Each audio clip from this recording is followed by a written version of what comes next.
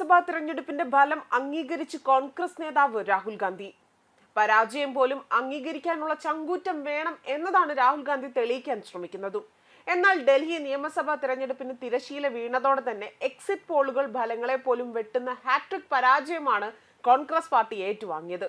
15 കൊല്ലം ഡൽഹി ഭരിച്ച ഷീല ദീക്ഷിത്തിന്റെ മകന് പോലും ഒരു സീറ്റ് നേടാൻ കഴിഞ്ഞില്ല എന്നതാണ് ശ്രദ്ധേയമായ മറ്റൊരു കാര്യം. മുതിർന്ന കോൺഗ്രസ് നേതാവ് ഷീല ദീക്ഷിത് 1998 മുതൽ 2013 വരെയുള്ള ഡൽഹി മുഖ്യമന്ത്രിയായിരുന്നു. എന്നാൽ ഇന്ന് അവരുടെ മകൻ സന്ദീപ് ദീക്ഷിത്തിന് പോലും ഡൽഹിയിൽ കെട്ടിവെച്ച തുക നഷ്ടമായിരിക്കുകയാണ്. ഡൽഹിയിൽ ഇതുവരെ ഏറ്റവും കൂടുതൽ കാലം മുഖ്യമന്ത്രിയായിരുന്ന ഷീല ദീക്ഷിത്തിന്റെ മകന്റെ അവസ്ഥയാണ് ഇതെന്ന് ഒരിക്കൽ കൂടെ ഓർമ്മിപ്പിക്കുകയാണ്.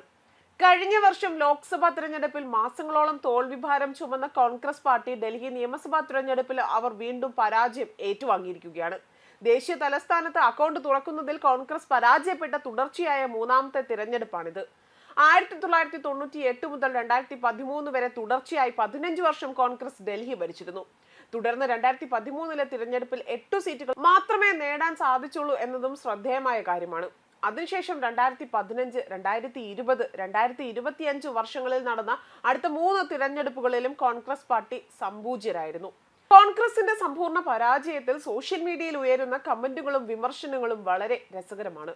രാഷ്ട്രീയ നിരീക്ഷകനായ ജിതിൻ ജേക്കബ് പോലും പങ്കുവെച്ച ഒരു കുറിപ്പ് ഇങ്ങനെയാണ്: 1998 മുതൽ 2013 വരെ തുടർച്ചയായി 15 കൊല്ലം ഡൽഹി ഭരിച്ച കോൺഗ്രസ് പാർട്ടി അതിനുശേഷം നടന്ന 3 ഡൽഹി നിയമസഭാ തിരഞ്ഞെടുപ്പുകളിലും 0 സീറ്റ് നേടിയത് ആഘോഷിക്കുന്നു.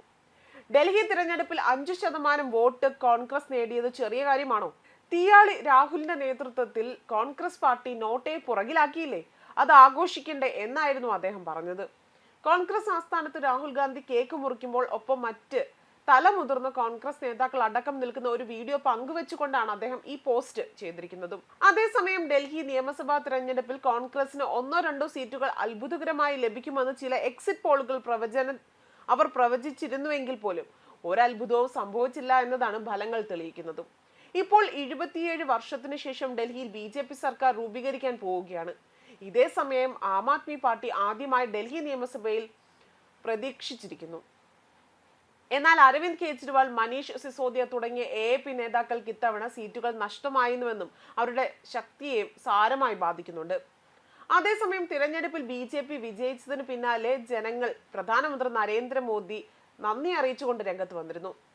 ഡൽഹിയിലെ ജനങ്ങൾക്ക് ഞാൻ നന്ദി പറയുന്നുവെന്നും ഡൽഹി ജനങ്ങൾക്ക് പൂർണ്ണ ഹൃദയത്തോടെ സ്നേഹം നൽകി വികസനത്തിന്റെ രൂപത്തിൽ ഞങ്ങൾ നിങ്ങൾക്ക് ഇരട്ടി സ്നേഹം തിരികെ നൽകുമെന്നും ഞാൻ ഒരിക്കൽ കൂടി ജനങ്ങൾക്ക് ഉറപ്പു നൽകുന്നു എന്നാണ് മോദി പറഞ്ഞിരിക്കുന്നതും.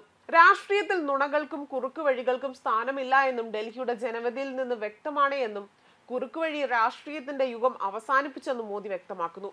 27 വർഷത്തിന് ശേഷമാണ് BJP അധികാരത്തിലെത്തുന്നത്. BJPയെ സംബന്ധിച്ച് ഇത് വലിയ നേട്ടമാണ്. BJPയും സഖ്യ കക്ഷികളും ചേർന്ന് 47.17% വോട്ട് നേടിയിരുന്നു. ആം ആദ്മി 43.5% നേടിയത്. 6.36% കോൺഗ്രസിന്റെ വോട്ട് വിഹിതം. AAPയുടെ മുതിർന്ന നേതാക്കൾക്കുൾപ്പെടെ പരാജയം ഏറ്റുവാങ്ങേണ്ടി വന്നു. കേജ്രിവാളിനെ പർവേഷ് വർമ്മ പരാജയപ്പെടുത്തുകയും ചെയ്തു. ന്യൂസ് ഡെസ്ക് കർമ്മ ന്യൂസ്.